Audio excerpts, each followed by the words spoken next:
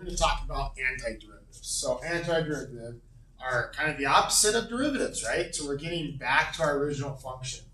So a function f is an antiderivative of little f on an interval I if f prime equals f of x for all x in the interval. Okay, so we're looking at what is going to give us that piece.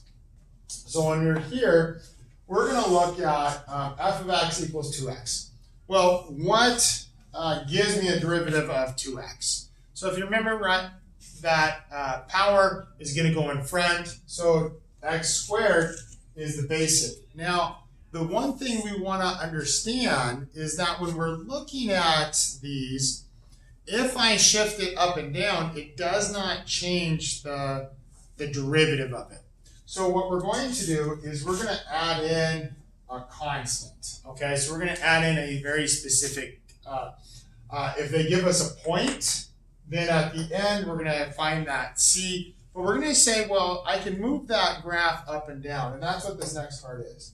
If f is an antiderivative of f on the interval I, then the most general antiderivative of f on I is capital F of x plus c, where c is just an arbitrary constant. We don't know what it is. It could be 5, it could be 10, it could be the square root of 2. We don't know. Okay? We just know that it's kind of can take that graph, shift it up, shift it down, and it's not going to change our derivative. So we have a lot of derivative or antiderivative properties, just like we had a lot of derivative properties.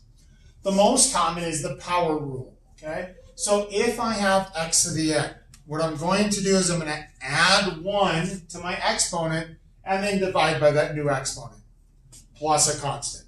Okay? So the next one is sine of k of x. Well, what gives me a derivative of sine?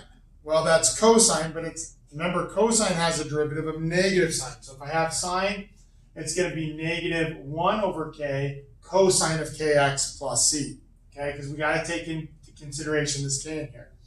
Now, if I have cosine of kx, the antiderivative of cosine is sine. So I have 1 over k sine of kx plus c. And then these are all our trig functions here. So if I have secant squared of kx, I have 1 over k tangent of kx plus c. So we're really looking at what gave me a derivative of secant squared. Well, that's tangent. What gives me a derivative of cosecant squared? Well, that's negative cotangent. So negative 1 over k cotangent of kx plus c. Secant tangent is going to be secant. So I have 1 over k secant of kx plus c.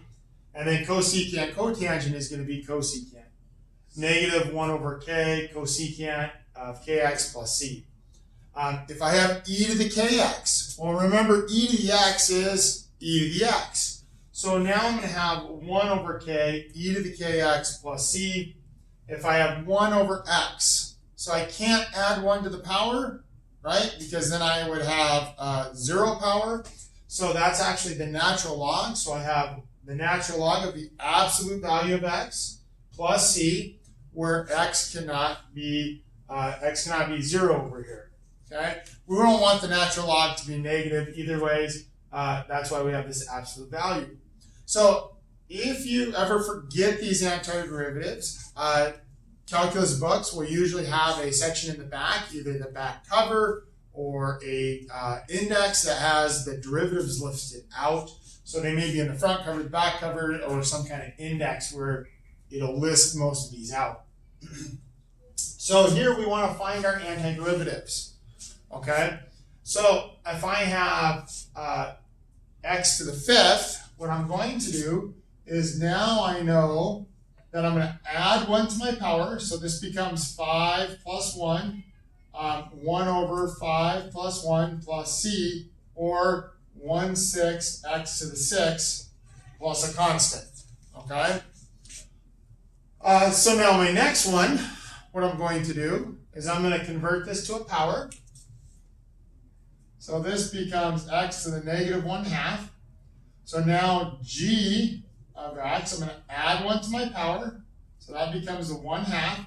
And I have 1 over 1/2. So this becomes 2x to the 1/2. Okay? we would have all the way down to, let's change this. Let's say I have 1 over x plus 1. Well, if I were to write this in a power, the problem is that this becomes x plus 1 to the negative first, which puts me into this model down here, 1 over x. Okay, so all this did was shift this graph left 1 unit. So what we have here now is f of x is going to be the natural log, the absolute value of x plus 1 plus a constant. Okay? So we're going to have to do a lot of practice with these.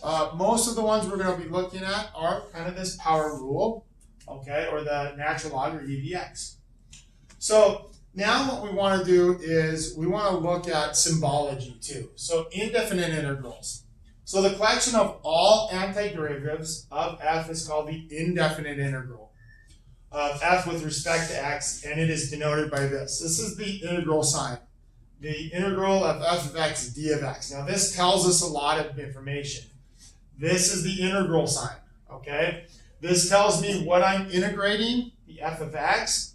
The dx tells me the variable of integration, okay? So the f of x is the integrand of the integral. X is the variable of integration. So when we're looking at this, this might be f of x, and if this was dr, then this whole thing becomes a constant, okay? So understand what happens with that constant.